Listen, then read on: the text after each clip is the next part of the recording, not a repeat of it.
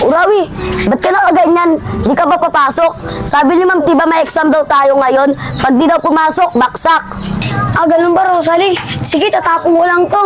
Mauna ka na, magbibihis lang ako. Sige, Rawi, bilisan mo para hindi ka bumaksak. Sige na. Ang tagal mo ng bata na yun. Pinagtapon ng basura, hindi nakabalik ah.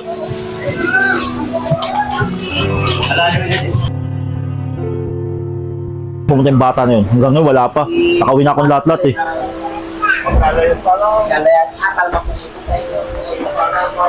Tay, mano po? Saan galing, Rawi? Bakit hindi ka bumalik sa trabaho natin? Kaya pala, hindi ka bumalik sa trabaho natin. Pumasok ka pala eh. Po, tay, pumasok po ako. Gustong-gusto ko po si mag-aaral eh. Para po pag nakatapos ako, makahanap po ako ng magandang trabaho. Para po matulungan ko kayo. Lalong-lalo na po yung kapatid ko. Ano, Rawi? Gusto mag-aral? Alam mo ba sinasabi mo? Alam mo ngayon, kailangan mo akong tulungan magtrabaho kasi matanda na ako. Rawi, hindi na katayang pag-aralin, Rawi. Ang kailangan mo ngayon, tumulong sa akin sa paghanap buhay. Kasi mula na walang nanay mo, nabaon tayo sa utang. At kailangan mong tulungan ng mga kapatid mo. Alam mo, Rawi, yung pag-aaral mo, itigil mo na, Rawi. Wala kang mapapala dyan, Rawi. Ang kailangan mo, tulungan ako maghanap buhay para makabayad tayo ng utang.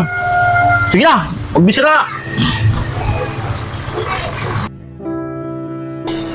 Anong ginagawa mo dyan, Rawi? Ano sabi ko sa'yo, sumunod ka sa akin?